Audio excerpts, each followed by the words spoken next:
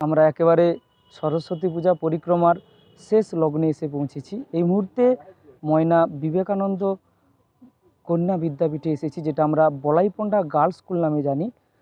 শেষ মুহূর্তে আমরা বলাইপন্ডা গার্লস স্কুলের সরস্বতী মায়ের যে রূপ আপনাদের সামনে তুলে ধরব।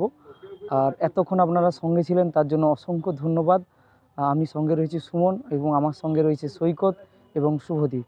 আপনারা সর্বদা আমাদের সঙ্গে থাকুন এবং দেখতে থাকুন